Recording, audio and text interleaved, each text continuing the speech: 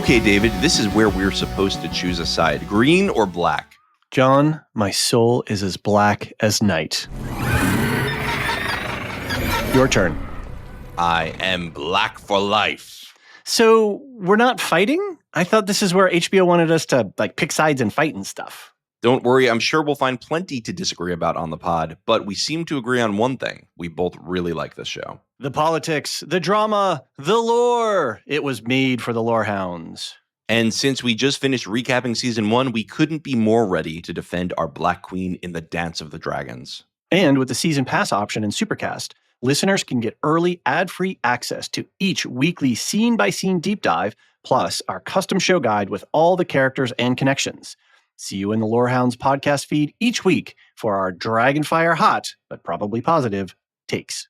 The Lorehounds House of the Dragon coverage is also safe for Team Green consumption. Side effects may include a deeper understanding of dragon lore, a hardened conflict with itself, and an inescapable urge to read the book Fire and Blood by George R.R. Martin. Dragon seeds may experience burning.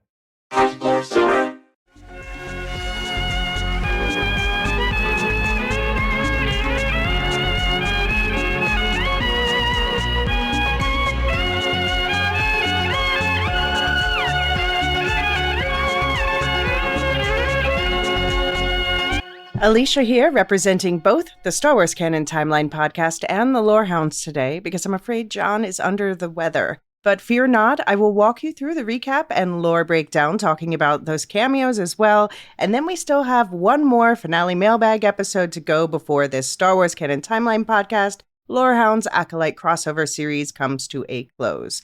Once John's feeling better, we'll get his takes on the finale and season as a whole as we talk through all the thoughts and theories you guys have been sending in. After that, Lorehounds listeners are released from the Star Wars Canon Timeline podcast spoiler policy, and you all have a spoilerific wrap-up episode coming your way on the Lorehounds feed, too. I promise it will be an especially fun one. Listeners to my silo coverage have an idea of what to expect. I have a lot of plans for the Star Wars Canon Timeline podcast feed, too, from a chat about the Old Republic myths with Marilyn, to a walkthrough of the High Republic Phase 2 books with John and Jean, to dives into the origin stories of key characters in the prequel films like Mace Windu, Count Dooku, Jango Fett, and Maul. Stay tuned until the end of this episode to hear what's going on with all of the feeds coming up, including an opportunity for Lorehounds listeners that's closing at the end of the month. But first, we're here to talk about The Acolyte, the season finale of The Acolyte. Yep, the episode got the same title as the show, so you know it's the important one. And for the record, this was recorded on July 20th, 2024, and everything I'm saying now is true at the moment to the best of my knowledge, but may need to be updated later as the canon continues to get filled in. And apologies, this one is coming just slightly late. I actually recorded the entire thing yesterday, and then when I went to edit it, realized it was a blank file. So, you know, sometimes podcasting is fun like that. Now, just at the top, my overall thoughts on the episode. I won't get too much into reviews because I'll talk through that with John when we get to record the feedback episode. But yeah, I'm very happy. I think that this was a satisfying end to the season. I got more answers than I dared to hope. Yeah, of course, I will riot in a semi-respectful way if there's no season 2.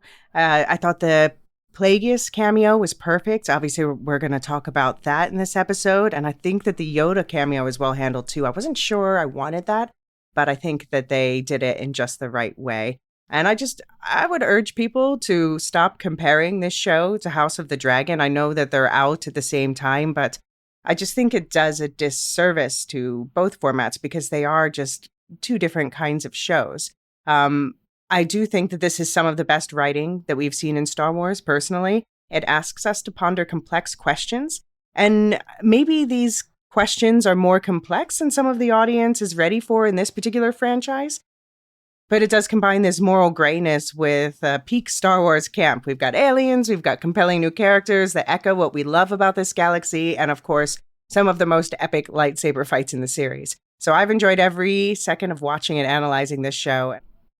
Now, today, for this episode, in absence of John, I'm going to let showrunner Headland weigh in instead via post-finale interviews she's given. And don't worry, I know some of you think showrunners talk too much. I steered clear of anything that might be over-explainery, or there were some things that could be light potential spoilers for a season 2 if that happens in the Collider interview I'm going to be referring to, just a heads up on that.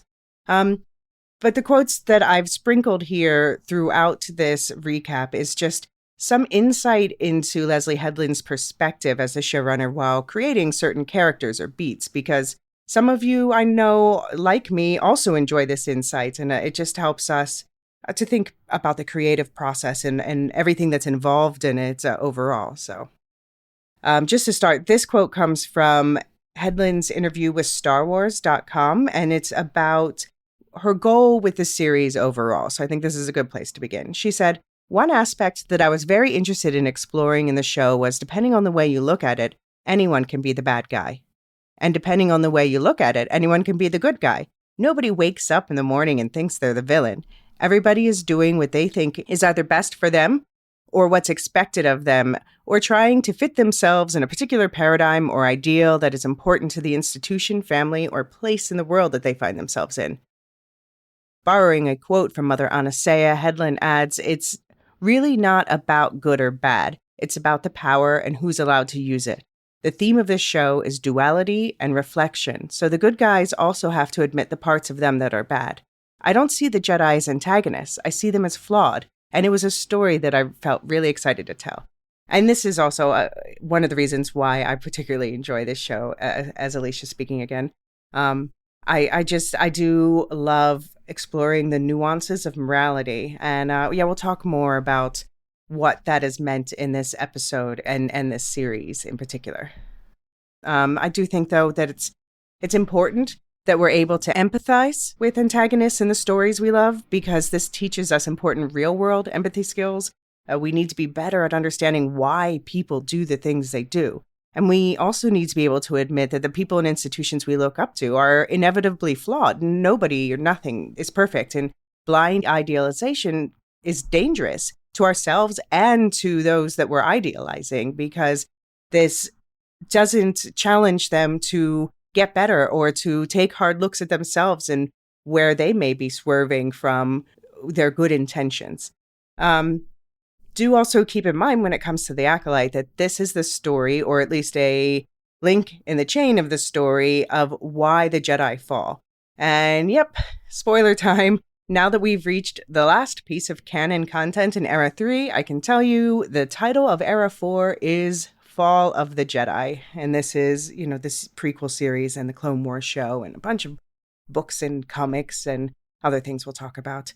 But first, wrapping up the Acolyte, I've divided this episode breakdown into 4 arcs. So what I'm going to do is I'm going to recap each arc briefly and then pause to dive deeper into that arc with a little commentary and lore. So episode 8, again, called The Acolyte. This is the only non-paired title in the series, but I would say that makes sense because it's sort of the result, the pulling together of all of the ideas in the titles before it. The credited writer for this episode is Jason Micallef. He also was one of the credited writers on episode 2. And the director was Hanel Culpepper, who was the director of episode 6, which is where this one basically picks up from. So ends the tale of Varosha and Mayho Anastasia for now. Heavy is the helmet. Picking up where episode 6 left off, Osha is trying on the Cortosis helmet. Chimere discovers her in the throes of an upsetting vision, and she lashes out with unknown power, turning his eyes black as she unwittingly invades his head in the way her mother could. But he struggles through it to remove her helmet and free her from what she's seeing, which she thinks is her sister, holding a lightsaber but killing Saul without it. She knows where to find them, and she's not telling Chimere, but he's welcome to tag along. So, this first interaction we see here, this is foreshadowing what we see at the end of the episode where she bleeds the kyber crystal. We'll talk about what that means, but where she turns her Saul's lightsaber red. And we're seeing that, Osha's emotions are very strong and tied to this power that Chimera has seen, but we haven't necessarily seen as much on screen until this end of the series, especially this finale. So Sub-Zero, I just want to pull up one item from the feedback that's relevant here. Sub-Zero said, "I think it demonstrated that she has Force Switch powers, and combined with traditional dark side powers, it would make her extremely dangerous. So I think that's indeed what it is, because, she's going to be, we talked previously about the unpredictability and how that can throw off the Jedi, who are very institutionalized and used to doing things in a certain way. So this makes her, it makes her and Chimere an interesting duo indeed, as if you don't know, the internet will tell you very quickly. So this was indeed a great moment for Oshimir shippers. People are talking about the whole quote-unquote man-wife thing of like where he lets her take the lead this episode, which I don't really love that concept. It is a little sexist to me, but whatever. But for me, the moment of real romance here at the beginning of the episode is where he's struggling through her lashing out with power at him to help her out of that helmet. And of course, when we get it off, we see the reflection of that red lightsaber in her eyes. But she thinks that she was seeing a vision of her sister. She doesn't realize what we learn at the end of the episode. She was seeing a vision of herself, which technically, I guess we're supposed to understand her sister and herself are the same thing. That's definitely something we need a little more clarity on. I think when Saul says they're the same person, we don't, does that mean that we know they're twins, of course, but we know that further they have the same Force fingerprint, which is just not a thing that twins should have. So it does seem that they are two halves of a whole complementing each other, and that definitely sets up an interesting situation for the next season where they basically swap places by the end of this episode. And of course, as Osha and Chimere leave the unknown planet, this is where we get our glimpse of our Sithy cave creeper friend, and he's looking exactly as I would have hoped from Legends. Granted, maybe a little bit older, but I suspect maybe he's looking into some rejuvenation. Now this is, we all suspected it, it's been officially confirmed, this is Darth Plagueis. And Darth Plagueis is an important character from Legends continuity, who's the most important Sith coming out of this age, and was the master of the most important Sith of the next age. So it was, very exciting to see him show up.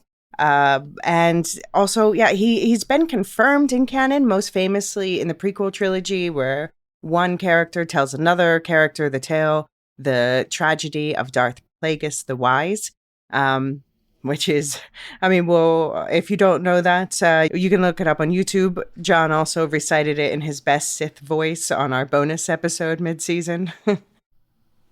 But this is a character who, again, like a lot of things, confirmed in canon, but not fleshed out in canon the way he is in Legends. So we still don't know what aspects of him they're going to take over. But one thing that people were afraid that they might change is the fact that he is a Mune. That's his species. He's not a human, he's a Mune. And that's what we got. We got a Mune. He looks exactly as I would have hoped.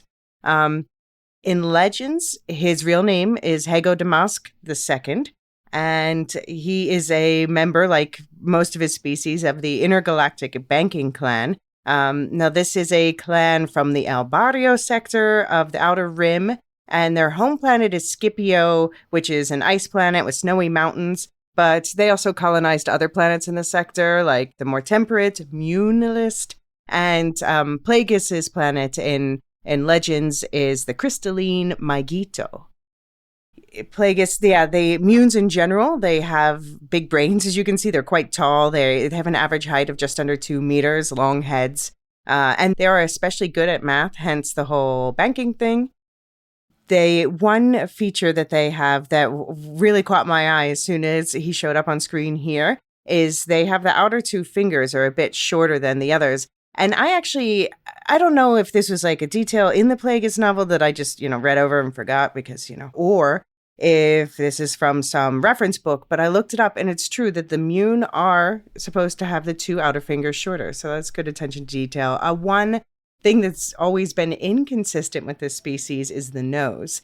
So we've seen anything from this very flat nose, like a nostrilless, basically noseless face that we saw in this version, to a much more defined nose with nostrils. I definitely prefer the version that we got in this show. This is what I was hoping for. And yeah, glad to see it. Really need a second season for this and many other reasons. We know that Leslie Headland, the showrunner, wants to tell his story if given the chance. So I really hope that that does happen. So Plagueis, he's a smart Sith. I mean, a lot of Sith are, I have to say, on the smart side. And like many of the Sith that came before him, was quite the researcher. The classic Sith theme, he wanted immortality. He wanted to find anything that would help him extend his lifespan, cheat death, basically. So he's studying midichlorians, force dyads, mind transference. You can imagine that Osha and May, whatever circumstances surrounded their birth, whether he was involved or not, we don't know. I tend to think not, but we don't know yet. He would be interested in any case, for sure. So Leslie Headland, the showrunner, said to IndieWire about him, it was important in the figure's physicality and also the blocking of the shot to create the sense that Plagueis and the Sith aren't the armor-clad, visually imposing powerhouse villains we sometimes associate with the Sith. They're hiding out. The Sith, in this time, are fighting for survival.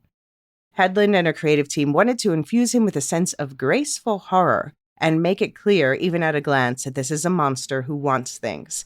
And I thought that he was completely CGI generated in this version. If we get that second season, they'll definitely do something with mocap or something like that, so he can interact with people. But this version was pure CGI, and I thought they did a great job with the way that the eyes just narrowed a little bit at the end as he was watching Osha and Chimere. Apparently, this was a complete surprise to even the cast and most of the crew, not the director of the episode, but she got let in. But the cast, when they saw this episode before, they just saw a blank spot in the cave and only found out, not long before the rest of us, what was filling that blank spot. So, obviously, a lot of people are wondering if he is Chimere's master. And yeah, of course, that makes sense, could well be. And then if that is the case, then the question is, has he sanctioned him taking on an acolyte? Is he interested in that so that they can find out information about the birth of these women? Or is Chimere taking on an acolyte behind his back to maybe train her up to help defeat him, which is kind of basically the Sith way? Or just throwing out there another possibility that I'm leaning toward personally at the moment is maybe he's not Chimere's master at all. Maybe he's Chimere's rival. Now, there is a Legends book, not canon, but Legends. So we don't know which aspects of this book are going to be brought into canon, but it's called Darth Plagueis. It's a good book. I've already talked to Deadeye Jedi Bob about it, and we're going to do an episode about that in the Star Wars Canon Timeline podcast feed in a couple months. Basically breaking it down and what's in the book and what we think they might bring into canon.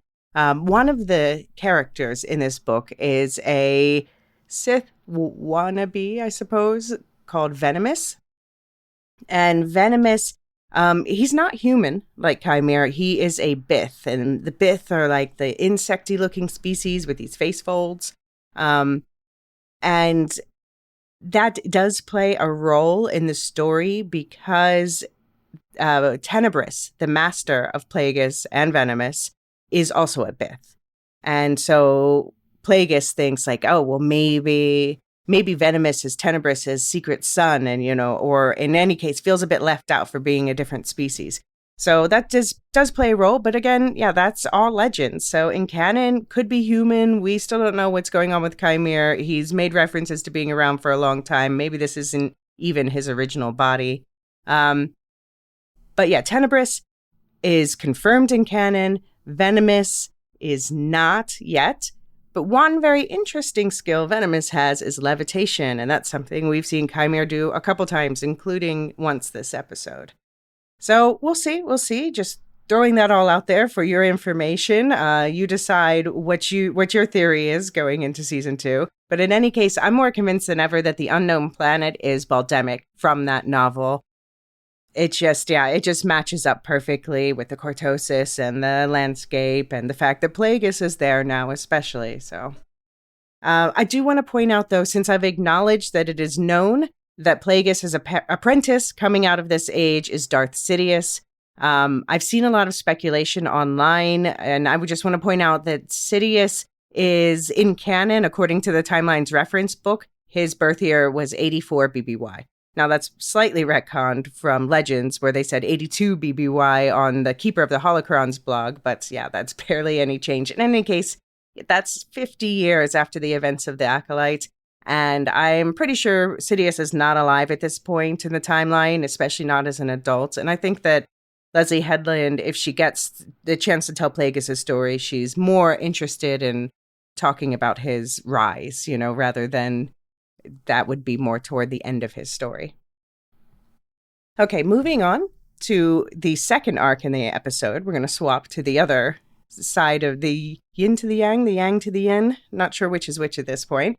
But on Sol's ship, Sol says that he's going to let Vernestra know to meet them on Brendox because he wants to show her the Virgins and the twins there side by side so that he can prove that that something unnatural happened with their birth and that their mother was scary powerful. And he hopes that this will exonerate him with a Jedi, but also I think probably with himself from the fact that he killed their mother. But May, she and Pip, they seem to be bonding, which I'm happy about.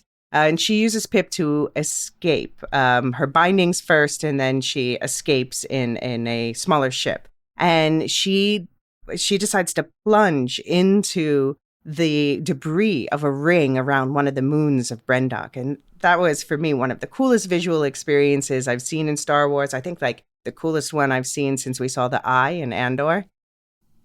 Saul, he's just desperate now, trying to follow her into the debris with his much larger ship. I don't think he realized that Basil was on board, but at some point he starts locking into May's ship, and we don't know if he's going to shoot her or try to, like, tractor beam her in or something, but Basil is not feeling the vibes and ends up sabotaging this control panel, and both ships end up plummeting to the planet below, but everyone ends up being okay. And all paths converge on Brendock. And in the burned out remains of the witch's fortress, the sisters reunite in their childhood bedroom and they confront their past. They fight it out. Mirroring them, Saul and Chimere have their own final confrontation. And Saul ends up winning, slicing through Chimere's saber. So, okay, before we move on from there, let's just go back and take a little deeper look at some of the details that happened during the sequence. So one thing that people are talking about online, I see, is that May, before she escapes Saul's ship, she yells out, "See you in hell, Jedi." And just to point out that this is far from the first time that word's been used in Star Wars. I think the first time comes from the original trilogy when Han says it. And we've heard others use, taking the hell name in vain. There is actually a hell in Star Wars lore, although it's more often referred to as chaos or the void. But they say, in Legends at least, they say that chaos is also called hell by the Corellians, Corellia being a core world that is the home planet of Han Solo, and also other popular later characters like Kira and Wedge Antilles and some non-humans too. But yeah, so this is one of those concepts that's named in canon, fleshed out more in Legends. We don't know what's being pulled over, but the way it is in Legends, at least, is chaos is where the Darksiders go when they die. And basically, they get to just be miserable forever, stewing in their losses in the void. But like the hell that we talk about in the real world, not everyone believed that chaos was a real place. For example, Plagueis did not. According to the Naboo people, who we've talked about, that's Jar Jar's planet and where we're going to meet a Queen Amidala. According to their mythology, they say that chaos is a pit held back by 6 impenetrable gates. So this is a motif you see sometimes popping up in Star Wars stories when there's somewhere really scary and there'll be 6 gates around it. So yeah, I love that, like I said, that May is bonding with Pip now, kind of the way Osha must have once upon a time. I called her resetting him the most evil thing that she's done. And I think that, yeah, this is just part of maybe there's a sort of ebb and flow between the sisters in terms of, dark-sidedness, light-sidedness. Or maybe she just realized how useful Pip is too. But the interesting thing is by the end of this episode, May, like Pip, her memory is also wiped. So they're going into this new situation side by side in the same sort of state where they've lost a lot, but they also have a clean slate. So they're going to be building their story from here together. So that's another thing I really want to see. So yes, this is also when Osha is using her mech-neck skills to get into the witch's fortress. And she's like, well, the only way in is to do this or to climb up the mountain. Referring to Saul, of course. And Chimere's like, oh, really? And then we hear his voice echo away. That was him, I think, doing his levitation powers again to get in. And then, yeah, that mirrored fighting sequence was so cool. First, we see the sisters, if they're the same person, of course, they're using the same moves on each other, even though they've had different training and stuff. They think the same, apparently. But then we also not only get like their movements mirroring each other, but then the way that they're fighting ends up being mirrored in the fight that's going on between their masters. And it's also very noticeable. This is a scene where it really stands out that the girls have swapped their color schemes, that they're really swapping sides. For the fight that's going on outside with Saul and Chimere, I just want to point out that Chimere, this time, he is using Jarkai, which is using two sabers. And so he's got the long saber and he's got the short one, the Shoto. But he's not doing, we talked about before that he did Trakata before. When he killed Jeki, he did something called a flash and slash. And we didn't see him do anything like that this time. We talked about how that's considered a somewhat dishonorable move. But if anyone actually did Trakata this time, it was Saul. He did the unbalancing block move, which is where you have your sabers locked with someone, like we saw here. And then, he suddenly turned his saber off, and that threw Chimere off balance. And that's how he was able to come around and surprise him and slice his saber off. So, yeah, it's considered dishonorable to do a move like that. But I also, can we really blame him? Like if you're fighting a Sith or a wannabe Sith or whatever Chimere is, where do you have to draw the lines for yourself in terms of, what you do or don't do to stay alive and to end this fight in your favor? Just one of the many gray questions that this show asks us. And I'll let you ponder over a quick break. And then we'll be back to talk about the final confrontation and the denouement and what to expect from the channels in the coming weeks and months. See you on the other side.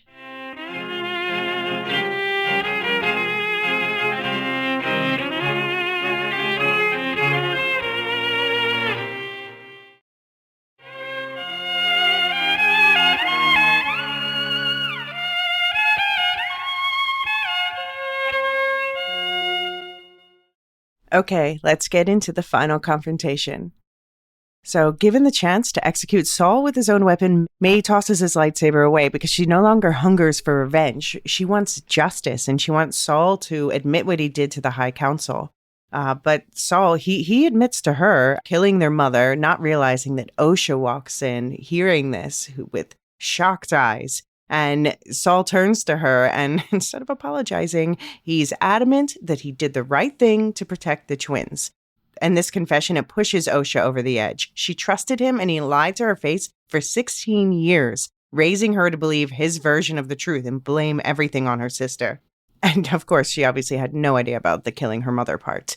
So she tells him to stop talking, and when he doesn't, she stops him from talking. Her anger not only leads her to force choke her former Jedi Master to death, but she, without seeming to realize it, channels that rage and despair into the kyber crystal of the lightsaber she's holding, her father figure's lightsaber, and the lightsaber that killed her mother. And when she turns it on, the blue blade bleeds red. The stranger we all know as Chimere finally has what he wants, a powerful acolyte, and Osha makes a deal that she will train with him if he lets May go. And May agrees to a mind wipe so she can't find them, erasing all memories of the last 16 years and of her sister. May returns to Coruscant with the Jedi, where she is not as much used to them as they'd hoped, and Osha returns to the unknown planet with Chimere, where the two look out across the ocean toward their future with hands clasped around her new lightsaber. So I thought that this was personally a visually stunning end to the season. And of course, yes, there is another scene we're going to talk about. We're going to talk about the whole Vernestra arc next. But just, them standing next to each other, hands clasped, lightsaber between them, looking out. Apparently, they were supposed to be looking out in that way, giving you the sense that they're equals, but it was Manny Jacinto's idea to reach out and hold hands. And I think that was a really nice touch. I agree that a kiss would have been too much at this point, but that just, it's something to show Osha maybe giving herself over to this relationship for better or worse. And I'm sure a lot of people think for worse, but definitely a lot of people want to see this play out. The fighting here was just spectacular overall. We got those, Crouching Tiger, Hidden Dragon influences, of course. Manny Jacinto's background and dance was certainly put to good use. The whole thing felt like a dance together. Some of the most elegant fighting we've seen in Star Wars. So this is the part where Headland said she rewrote the finale because she thought there would be rioting in the streets if there wasn't a final face-off between Saul and Chimera after she saw Manny Jacinto's screen tests and training. And she said that his level of performance actually raised her own game as well. She told Collider, Manny was giving this incredible performance all through this. So I'm like, how do I live up to this? My wife asked, what do you want to say? I was like, I want to say that people don't want me to exist as a gay woman, as a woman in this particular space working in this wild sandbox. There was a whole crew of people who believed in me, but deep down I felt like I am unaccepted for who I am because of what I believe and in wanting to wield my power the way I'd like without having to answer to the legion of people that just exist out there. By the way, I think everybody feels this way. I think that's why it resonates when you're honest about yourself and you get personal about it. When he says, I want freedom, that's what I want. I just want freedom. I want to be able to just be out there and be myself and be the type of artist I want to be without having to answer to anybody. That's why I feel so close to him. So she says that he is an avatar for her in some ways in the series, and I get that. And, John and I have made the jokes about I use the term villain fucker. But what I really mean, if we're being a bit more serious about it, is just the idea that there is some part in all of us that feels chafed by, what we are expected to be. And this is why we can often identify with a character who we may call villains or antagonists or however you want to put it, but people who fight back against expectations. And yeah, we definitely have a quite interesting one here. Not that we should, of course, emulate his behavior. Nobody's saying let's go murder people, but there's a reason why we are drawn to watching these characters on screen. Yeah, so we do see also both sisters in some way, they give up a part of themselves, they sacrifice a part of themselves, the way that their mother said that they would have to when they were talking about the Ascension ceremony. And in other ways, they reclaim a new version of themselves that they want to be. So first we see May, she rejects this path that she had been on by throwing away the saber. She says, I feel like I've been misled. This is not what I want. I just want justice. It's in the end, she realizes all she ever wanted was justice. And also, of course, that throwing away the saber is a key moment. The camera zooms in on it. And at first I saw the casing crack and I thought, oh, another broken lightsaber. Okay, so we've got two lightsabers down. Fine. And I didn't realize until we saw that close up of her clenching the lightsaber.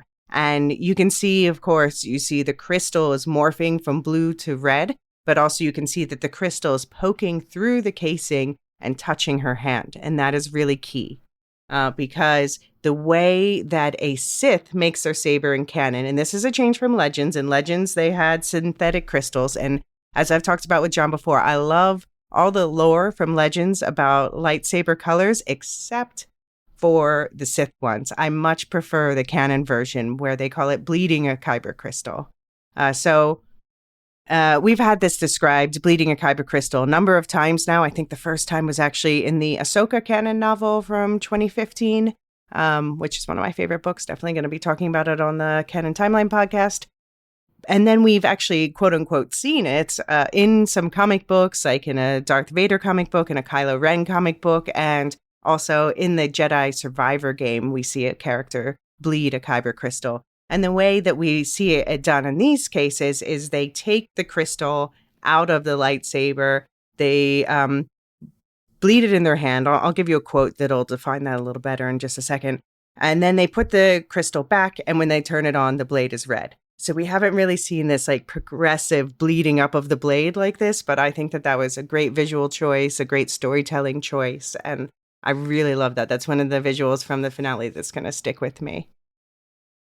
So as far as what the bleeding of the crystal actually is, I'm going to quote a canon reference book called Star Wars, The Secrets of the Sith. And this is a quote attributed to Darth Sidious, who again is the main Sith of the next era. And he says, since kyber crystals are naturally attuned to the light side of the Force, those who serve the dark side must follow a different path. First, they must seize a pure crystal from the lightsaber of a Jedi they have vanquished in combat. For the saber of a Sith is not given, it is taken. Then, they must infuse that crystal with their pain, anger, and hatred, bending it to their will. This corrupts the crystal, aligning it with the dark side and making it bleed with unbridled crimson power. The bleeding process can yield unpredictable results. Some crystals shatter, making their energies unstable and unpredictable. Others resist their realignment, refusing to be bent toward the darkness. Once a crystal has been properly bled, the primal power it releases becomes not only a deadly instrument in the hands of a Sith Lord, but a symbol of their true strength in the dark side. So yeah, this is obviously the moment that Chimera realizes that Osha is his true acolyte. And just in case anyone brings up a certain famous fallen Jedi from the next era, FYI, I said that this was in a Darth Vader comic, and people want to know why, when we see the scene where this character falls in the movies, why the blade doesn't turn red then. And simply it's because, these conditions have not been met. First, it has to be the saber of someone you vanquished, which we see, obviously that's what happened with Osha and Saul here. And you have to be touching the crystal, which is what we see. And also, I won't spoil that. but yeah, that's why in a certain film, when somebody does something, one of the worst things that anyone does in all of Star Wars, their saber doesn't immediately turn red because they haven't met those conditions at that point. It's something that they take care of later. And for the record, you can also reverse this process. It's called purifying the crystal. And after purification, the lightsaber blade will be white. So if you see someone with a white blade, which do turn up in Star Wars canon, then that means that they have purified crystals. We're definitely going to be talking about this in, there's a short coming up in the next, I guess the beginning of Era 5 actually, and then an even better book. And we find out what the killing without a weapon means. Apparently it's force choking, which is not even new at this point in the timeline. So I'm like, okay, I guess, that's not a weapon, but poison is. Sure, I'll go along with that. I do still like the idea that destroying someone without a weapon is destroying the reputation. And we do obviously see that also happens with Saul. So I guess it does work both ways. But what I really want to call attention to here is that Osha demonstrates why turning someone away from a group or an institution for experiencing negative emotions can be dangerous. Because when this person feels like an outcast, they will seek belonging with other people who share these negative feelings, and that tends to amplify each other. And this is where we can get groups who can cause trouble, like the Sith. But yeah, we get a bunch of answers in the sequence, including we now know how May survived and got out, and that was actually foreshadowed, or at least set up in episode 3 when we saw Osha escaping also through these tunnels under the compound. But I just imagine May waiting by the tree for Osha for God knows how long. I really want to find out what happened after that, between sitting next to the tree, how she got off the planet, and when she met Chimera. But we see here a nice conclusion to May's arc for the season, because we saw in their childhood that she was the one who was trying to block Osha from doing what she wanted to do. She wanted to cling so hard that she didn't want Osha to make her own decisions because it meant leaving her. And now, at the end, May asks Osha what she wants. And we get this emotional, tender moment of wiping May's memory. And I think as much as Chimera proclaims to want to kill May, he does seem to have a real fondness for her. Though I think he definitely sees Osha as an upgrade. And we also see, that May and Chimera both seem genuinely worried about Osha, worried that the Jedi will kill her like they killed their mother once the Jedi realize how powerful on the dark side she is. We get a little tidbit pointed out where the girls don't know who made up the rhyme that they have been saying back and forth all season. I like to think that they spontaneously generated it together. I've been noting that so far we've seen the rhyme going the same way, where in both cases it was Osha giving Osha to May. And in this case, it was reversed this last. So it was May was, I give you, it was May giving May to Osha. So it really is, May is ultimately the one sacrificing the most of herself at this moment, I think. It's going to be interesting to see if the scales rebalance in future seasons. And then May's left with the memories of an 8-year-old. So 16 years of experience wiped away. That's 2/3 of her life.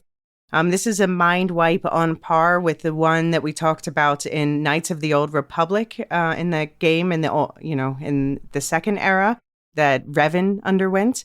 Otherwise, I don't think we've ever seen a mind wipe this powerful. So this is far from the first impressive force feat that we've seen Chimera do. He's obviously quite strong. But I think it also makes a difference that May let him wipe her. She completely opened her mind to it. She didn't fight it at all. And also, it can't hurt from a real-world psychology perspective that they're standing next to the Bunta tree, which is the last thing she now remembers from when she was 8 years old. So that just kind of lines up a nice continuity to make this work better.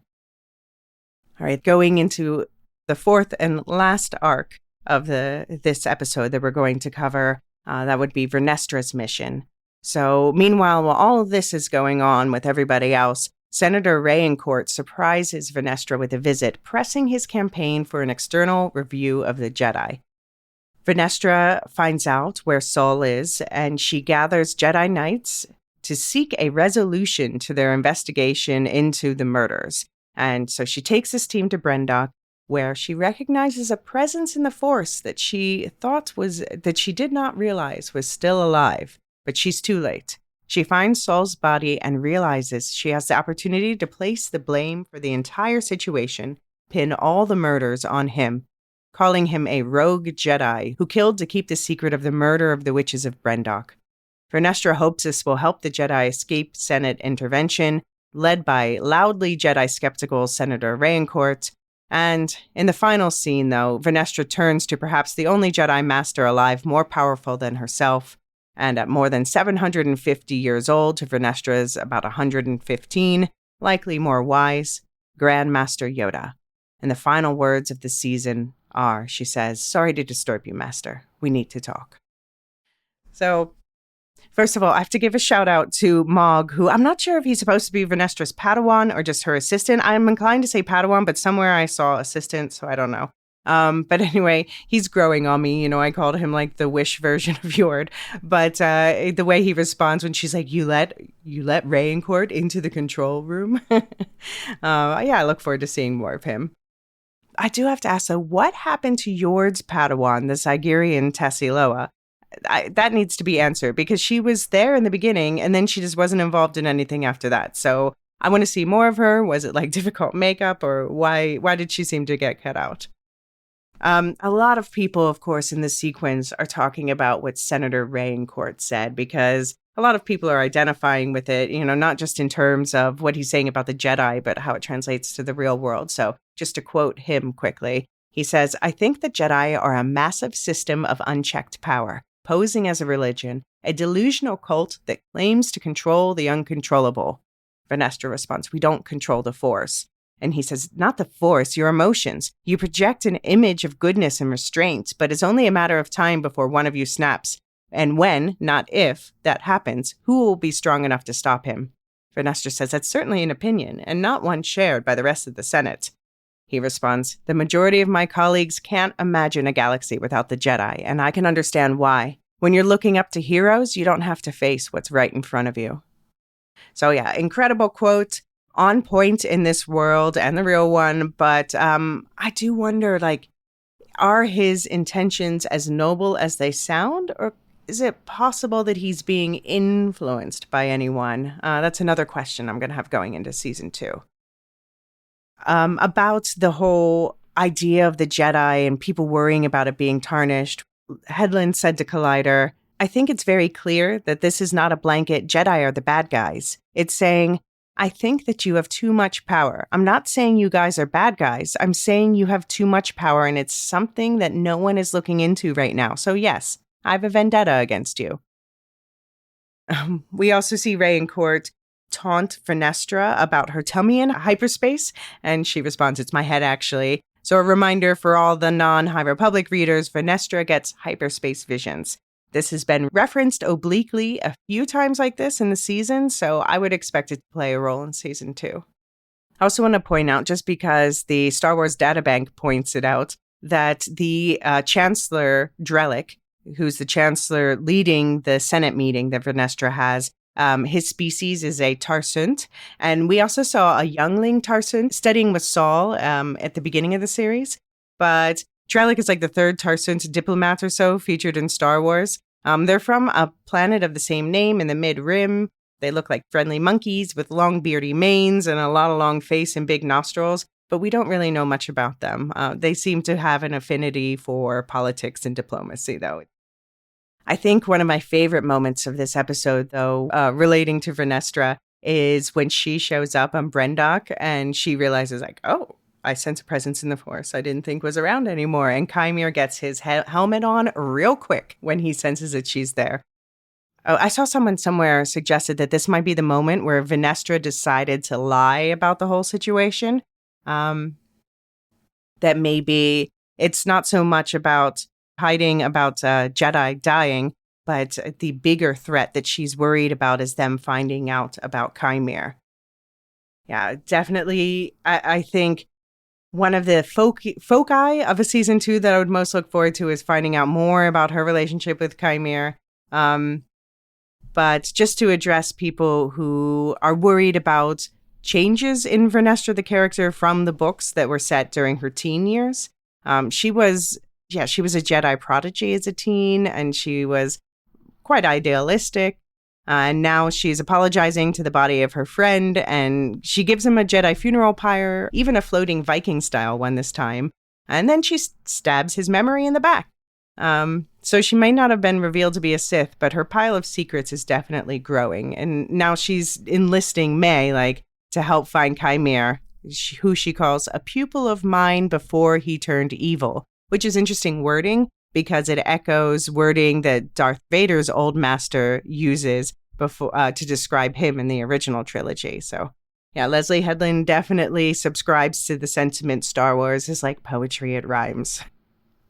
We'll talk about the main theory going around about the link between Vernestra and this former pupil, as she calls him, in the mailbag episode, but it does make me wonder if Plagueis and or Chimere might have already progressed in the mind transference experiments, because Chimere did say at one point that he was a Jedi a long time ago, and he doesn't look old enough to have been a Jedi a long time ago. So many, many questions, including just a rhetorical question, but I'm asking myself, is Vernestra's betrayal of Saul maybe the biggest in the series? It must feel that way to the Soul Patrol. Marilyn, let us know. To me, this is indeed the real killing of Saul without a weapon. Even though Vernestra, she obviously feels terrible about it. She says Saul is her friend to May and describes him as a kind, brilliant, and compassionate man who did a terrible thing. Well, now Vernestra's doing a terrible thing as well. And what's worse, this is only making the Jedi sound even scarier to the Senate. So the only reason she would be throwing her friend under the bus like this is if she has bigger worries. So what does Vernestra know? Headland said about Vernestra to Collider, Venestra's arc to me juxtaposes an arc like Osha's. Osha is so lonely and broken at the beginning, and by the end, she has really embraced this rage, almost feral aspects of herself to fulfill her destiny. To me, it was just so cool to do this tragic arc for Venestra, which is that she goes from this prodigy, optimistic, inventive, and creating her light whip, her hyperspace visions. There's just these beautiful, specific things about her. And then to see her move into this space where she's no longer an adventurer, she has had to fill a role, which is to protect this institution. I think with Venestra, her version of balance is that administrative, keeping everything together, making sure that there's protection around the Jedi Order. She's seen a lot of people go through there being the age that she is. I think that also speaks to her age, and I say maturity in her stature. I think that anyone who is part of that for as long as she is at some point evolves into it, like when a tree grows around something. I think it's just something where you wake up one morning and you realize you're that person, which is, similar to how I've been reading it, that you often as people age, they grow more conservative. This is something that we see a slight tendency toward in scientific literature. And in this case, she's been through a lot, and that can make you more protective of yourself, of your identity as a Jedi in this case. So, I don't think it's out of character for Venestra to be like this, but I do hope that she has a little bit, that she comes out looking a little bit better next season. Fingers crossed on that. Another reason we need a season 2. And I was not at all surprised to see Yoda. I was glad that they kept it that minimal last final shot. We just saw the back of his head and his ears. This is clearly then who Venestra contacted earlier in the episode. And in the next era, Yoda knows about the rule of 2. I think he tells Mace Windu about it in the prequel trilogy. So maybe we're going to find out what he knows and how he knows it. I know some people are worried that this might, quote unquote, ruin Yoda. But I just have to say he's always been flawed, and he's participated in multiple cover-ups in the past and the future from this point. But always he does these things with his heart in the right place. Not unlike Saul. But Yoda does have the extra wisdom of many centuries. He's already well into his 700s by the Acolyte.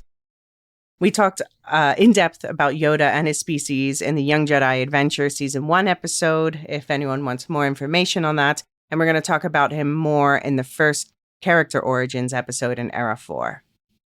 Now, about the Season 2 that I keep saying I want, in terms of renewal prospects, we obviously don't have any word yet. I do think that there is a strong chance.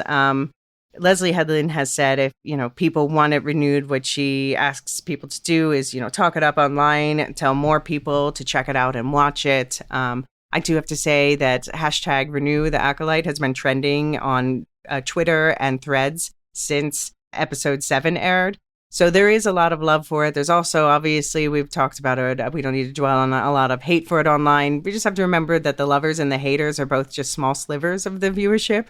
And there was a recent report that went around with viewing numbers, and they said that The Acolyte started as the strongest of the Star Wars shows, and it fell off in I think 30% in week 2, 10% the week after that, went up a little bit later, but we can't really judge these numbers. It was comparing them to shows where they had 12 weeks of viewership numbers, and there hasn't been 12 weeks for this show yet. So we're going to have to wait for that to make a final decision because, of course, you have to take into account, I know several people are binge watching it right now because some people just prefer to consume media that way. So we'll see, but I think, this has definitely been one of the most talked about shows online, and that's not going to go unnoticed. I think our chances are quite good. And I think this is an important story to tell. We need to know the origin of Plagueis. Yeah, and there's so much room for more good storytelling. So there is San Diego Comic-Con coming up next week, and some people are hoping that maybe we'll get a renewal announcement there. I honestly think that might be a bit too soon. I think they're going to wait it out, make us sweat a little bit longer. We do have D23 at the beginning of August. I still think maybe that's too soon. With Ahsoka, we didn't get the Season 2 renewal announcement until 3 months after the show stopped airing. And that's pretty typical for other shows that I follow. So, we should just temper our expectations, but I think that there's a good chance. Now, as for what we'll be doing on our feeds now that the Acolyte is done, first up, there's going to be, of course, we're going to have the feedback episode where we get John's takes, and we're going to hear from a lot of members of the community and all the different reactions to the entire season and final theories and all that fun stuff. And then we're going to have next week a season wrap-up. It's going to be on the Lorehounds feed and the Canon Padawan feed. And this is going to be a fun kind of game show style, just to reflect on the season. And the spoiler restriction is going to be completely removed. All Star Wars will be spoiled. So if you haven't seen the animated series, beware. The next Star Wars coverage in the Lorehounds feed, well, I assume the guys will continue their film club when things are quieter. Things do seem to be quite busy for the next few months. But the next big live action show for Star Wars is Skeleton Crew, coming out late this year. We don't know exactly when yet. This is Jude Law, and it has a good cast. I just saw the list of directors for some of the episodes, and that's looking really promising, like the Daniels, who did Everything Everywhere All at Once, Bryce Dallas Howard, the director of Twisters. Yeah, it looks like a good lineup, but I don't know if we'll be doing weekly coverage because it is quite kid-focused. We'll see. I think it just depends how busy we are at the time and how it edges up with the holidays, but definitely there's going to be some sort of coverage there. It will not be covered on the Star Wars Canon Timeline podcast live because it's much later in the timeline, Era 7. It's the same part of the timeline where The Mandalorian, The Book of Boba Fett, and Ahsoka take place. There will definitely be some Lorehounds coverage of it at least. No spoiler policy. We'll see what form the coverage takes as we get closer. And then, of course, in the meantime, on the Star Wars Canon Timeline podcast, the content will be continuing. The episodes are now going to be released about every 2 weeks. And so just released this week, soon to be backdated to the Old Republic part of the timeline, is the Sith Legends of the Old Republic episode, looking at 3 episodes of the Visions animated anthology series. Next up on the Canon Timeline podcast feed in 2 weeks is going to be Canon Myths of the Old Republic with Marilyn. So it's going to be more Sith information in there, also some werewolves and a flood myth. Check the Canon Timeline podcast feed notes for which stories will be included. If you don't have time to read them all yourselves, don't worry. We will fill you in on what you need to know. And then following that, there's going to be 2 more Visions episodes looking at the echoes of the Sith in the High Republic. There's going to be mailbag episodes mixed in with those. You're going to hear from Bob again. And we're also planning an episode covering the High Republic Phase 2 books, comics, and short stories. So we're going to be covering Phase 2 first, because that's first chronologically in the timeline. And so we'll come back and cover Phase 1 later. Phase 3, again, won't be complete until spring 2025. Also coming up soon, there's Young Jedi Adventures Season 2, Part 1, releases August 14th, so sometime after that. I think probably Bob and I will be talking about that new part of the season. And also, like I said, we're going to do an episode about the Legends Darth Plagueis book, because that seems quite relevant for everyone to know, and it's a good book, so. And then once we've done these flashback episodes, we're caught up with the end of Era 3, the High Republic. Like I said, this is the last piece of canon content in the High Republic, the Acolyte. So it's time to start Era 4. And as I said at the beginning of the episode, that is called the Fall of the Jedi. That's what we've been setting up here. Era 4 includes the prequel movies and the Clone Wars show. But before we get to these, I'm going to dive into the origins of certain key characters, one episode at a time. So there's going to be an episode for Yoda, Dooku, and Mace Windu, an episode for Qui-Gon and Obi-Wan, one for Maul, one for Jango Fett and the Mandalorians, and a mini Ahsoka episode in there as well. So I will release in the not-so-distant future an Era 4 overview with more details about what exactly is going to be included in that and what the Era 4 coverage plan is going to look like for anyone who wants to follow along and watch, read, or listen as we go as well. I mentioned that there was an opportunity for potential Lorehound subscribers that was closing at the end of the month, so I just wanted to mention that quickly here. And basically what that is We've decided to close our $3 tier of subscribers on Patreon and Supercast just because the amount of bonus material we've been putting out for subscribers has gone up quite a lot, and there's 3 of us to support now and all of that. So what this means is if you are in the $3 tier, which is now called the Lore Founders tier, by the end of July, so before August 1st, 2024, then you are grandfathered in and you can stay in that tier. Whether you do annual subscription or monthly subscription, you can stay there for as long as you want. If you leave the tier, if you stop being a subscriber and then you come back later, then you'll be asked to rejoin the next lowest level tier, which is the $5 tier, which we're now calling the Lorehounds tier. So just FYI, that option is open to you until, like I said, August 1st is when it closes. Okay, well, on the rest of the network, obviously, the big news right now is all of the House of the Dragon coverage.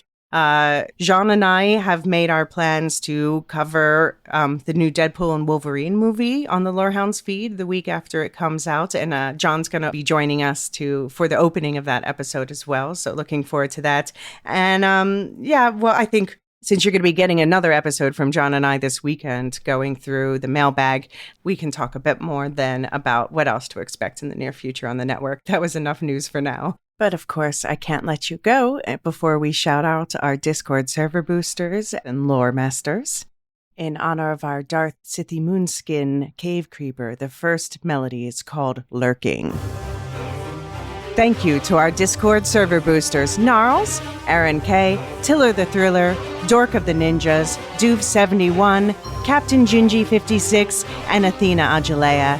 And thank you especially to our lore masters, Samartian, Michael G, Michelle E, David W, Brian P, SC, Peter OH, Bettina W, Adam S, Nancy M, Duve71, Brian 8063, Frederick H, Sarah L, Garrett C, Eric F, Matthew M, Sarah M, DJ Miwa.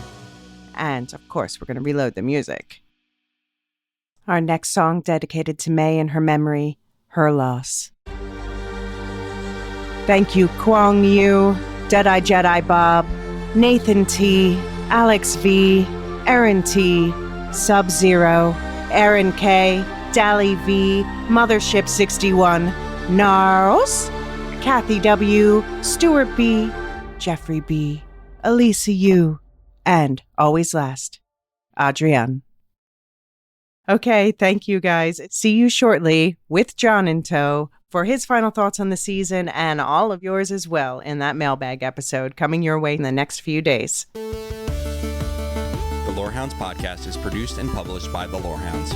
You can send questions and feedback and voicemails at thelorehounds.com/contact. Get early and ad-free access to all Lorehounds podcasts at patreon.com/thelorehounds and connect with us on Twitter at The Lorehounds. Any opinions stated are ours personally and do not reflect the opinion of or belong to any employers or other entities. Thanks for listening.